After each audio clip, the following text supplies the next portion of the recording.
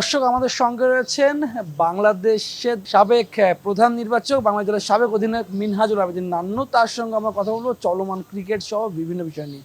নান্নু ভাই, শুরুতে জানতে চাচ্ছিলাম যে আগের থেকে আপনার ব্যস্ততা বেড়েছে নাকি আগের থেকে আপনার ব্যস্ততা কমেছে, এটা শুধু জানতে চাচ্ছিলাম, দর্শকদের জানার আগে।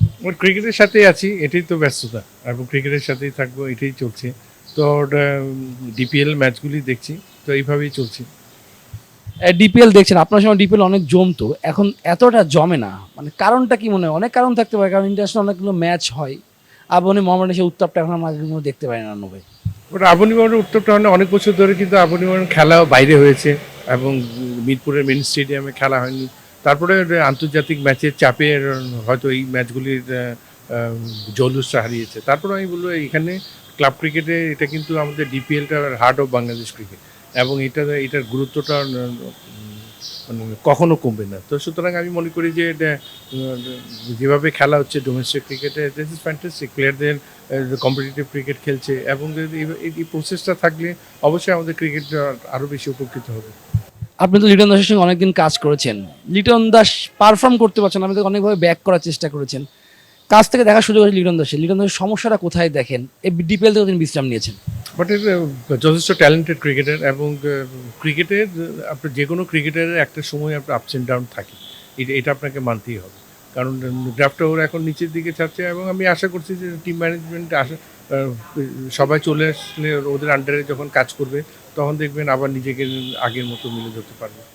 এবছর বিশ্বকাপ আছে, আরও একটা বিশ্বকাপ। নান্নু ভাই, হ্যাঁ, এই গত বিশ্বকাপ আপনি টিমের সাথে ছিলেন। এই বিশ্বকাপ বাংলাদেশের অবস্থানটা কোথায় দেখেন, এবং বাংলাদেশ অন্য টিমগুলোতে কোথায় কোথায় এগিয়ে থাকতে পারে বলে আপনার কাছে মনে হয়? বা টি-20 ক্রিকেটে কিন্তু আপনি আগে থেকে প্রেডিক্ট করা ডিফিকাল্ট যে কী হবে। এবং এখানে আরেকটা জিনিস দেখতে হবে, আমরা যে জায়গায় খেলতে যাচ্ছি এটা কিন্তু আমাদের থেকে অনেক অনেক দূরে, একটা ফারিস্টে খেলা। একটা সময় অনেক নিউজ দেখেছি যে প্রধান নির্বাচক মাঠে এসে খেলা দেখে না, অনেক কিছু দেখে না, কিন্তু আপনি এই অন্য ডিপার্টমেন্টে জয়েন করেন, তো বাংলা আপনি খেলা দেখতে এসেছেন। যারা যখন এই ধরনের নিউজ করেছে তখন আপনার কাছে কেমন লেগেছে? এখন যখন মাঠে আসেন তখন তাদের উদ্দেশ্যে কি বলবেন? তো আমার তো মনে হয় যারা নিউজ করেছে ওরা নিজের মনে মাঠে তখন আসেনি। তো আমাদের থেকে কোন খেলা আমরা মিস করেছি আমার তো জানা নেই। তো যেহেতু ক্রিকেটে এখনও আমরা খেলা দেখছি, তো তো সুতরাং আমার মনে হয় না এখান থেকে আমাদের চোখের আড়াল হয়েছে এমন কোনো ম্যাচ এটার কেউ বলতে পারবে না। আপনার সময় শান্ত এসেছে, শান্ত যেভাবে ব্যাক করেছেন এটা তো প্রশংসিত, এবং সে শান্ত 3 ফরম্যাটের ক্যাপ্টেন, বাংলাদেশ দলের 3 ফরম্যাটের ক্যাপ্টেন্সি করছে। শান্তর বেস্ট পার্টটা আপনার তখন কি মনে হয়েছিল? শান্তকে ক্যাপ্টেন হতে পারে, তখন এই ধরনের চিন্তা আপনাদের মধ্যে ছিল? দেখেন, একটা খেলোয়াড়কে আমরা যখন হাই পারফরমেন্সে যখন দিই, তখনই কিন্তু ওকে নিয়ে আমরা ঠিক চিন্তাভাবনা শুরু করি। তো হাই পারফরমেন্স থেকেই কিন্তু আমরা চিন্তাভাবনা শুরু করেছিলাম, এবং খালি শান্ত না, এখানে অনেকগুলি খেলোয়াড়, এখন তো পুরো টিমটাই আমাদের হাতে করা। তো সুতরাং এখানে নাম্বার অফ প্লেয়ার প্রায় 25 জনের একটা পুল আছে, সব খেলোয়াড়ই আমাদের হাতে। তো সেই হিসাবে কিন্তু সব খেলোয়াড়কে ওইভাবে মনিটরিং করা হাই পারফরমেন্সে, এবং কাকে কোন ফর্মেটে দেখবো, কোন ফর্মেটে কীভাবে লিডারশিপে যেতে চায়, ওইভাবে চিন্তা করেই আগান। টেস্টে বাংলাদেশ মানে ধারাবাহিক হতে পারছে না, খারাপ খেলছে বলবো না, মানে জিতছে হারছে, কিন্তু এই ধারাবাহিক না হওয়ার কারণটা কি? আপনারা তো খেলেছেন বাংলাদেশ দলের দীর্ঘদিন ধরে। এটা একটা ধারাবাহিকতা। আপনি দেখবেন যে আমাদের যারা লিডিং যে বেস্ট প্লেয়ার আছে 15-16 জন, ওরা কিন্তু রেগুলার ফার্স্ট ক্লাস ক্রিকেটটা খেলতে পারছে, কারণ এখানে সাদা বলের ক্রিকেটটা বেশি হচ্ছে। তারপরে টাইমিং অনেক কম ফার্স্ট ক্লাস ক্রিকেট খেলে।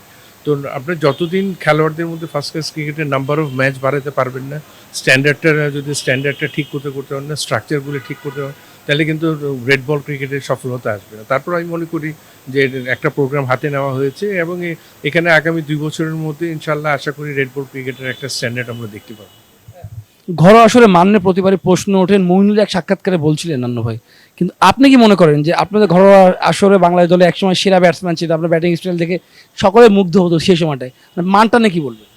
এবং এখন কি মানে আপনি দেখবেন যে এখন কিন্তু ওভারসিজ প্লেয়ার খুব কম স্ট্যান্ডার্ড অফ প্লেয়ার এখানে আসে। আমাদের আগে যেমন ডিপিএলে 3টা খেলোয়াড়রা একটা দলে খেলত হিসাবে, কম্পিটিশন ছিল লোকাল প্লেয়ার ফ্রন্ট। এখন কিন্তু এই জিনিসটা হয় না। তারপরেও এখন প্লেয়ারদের কিন্তু এক্সপিরিয়েন্সও কিন্তু অনেক বেশি, ইন্টারন্যাশনাল এক্সপিরিয়েন্স। তো আমি মনে করি যে পুরোপুরি যদি আমরা ফার্স্ট ক্লাস ক্রিকেটটাকে একটা স্ট্যান্ডার্ডের মধ্যে নিয়ে আসতে পারি, তখন দেখবেন এই ধরনের ল্যাকিংসগুলি থাকবে না, এবং খুব ভালো 3 ফরম্যাটের জন্য অনেক ক্রিকেটার পাওয়া যায়। বিকাশে কম খরচে ক্যাশ আউটের লিমিট বেড়ে 50,000, প্রিয় এজেন্টও 2টা। ক্রিকেটের সঙ্গে আছেন, মানে আপনার কাজ, আপনার কর্মকাণ্ড নিয়ে যদি বলতে বলা হতো যে কি কিভাবে কাজ করবেন, আপনার প্ল্যানটা কি থাকবে, আপনি বাংলাদেশ ক্রিকেটের জন্য কি কি উন্নতি করতে চান সামনে? বাট সামনের হাই পারফরমেন্স নিয়ে আমাদের প্রোগ্রামের সাথে কাজ করা হবে, তারপর টাইগার্স প্রোগ্রাম আছে, তারপরে এগুলো নিয়ে একটু কাজ করার আছে। আমি এখানে যে ক্ষেত্রটা আছে ফার্স্ট ক্লাস ক্রিকেটের স্ট্রাকচারটা নিয়ে কাজ করতে হবে, এবং এটা নিয়ে অলরেডি আমরা কাজ শুরু করেছি। তো আশা করছি যে এখানে অনেক ধরনের আছে, establishment is very very important. স্ট্রাকচারটা আমরা যদি ঠিক মতো স্ট্যাবলিশ করতে পারি এনসিএল এ, তাহলে ইনশাআল্লাহ দেখবেন রেড বল ক্রিকেটটা দিয়ে কিন্তু একটা ভালো ফরম্যাটটা আমরা শুরু করতে পারি। শেষ প্রশ্ন, একটা প্রশ্ন আছে, সেটা হচ্ছে যে অনেক সিনিয়র ক্রিকেটাররা সব ফরম্যাটে খেলতে চায় না, বিশ্রাম নিয়ে নিয়ে খেলছে আর কি।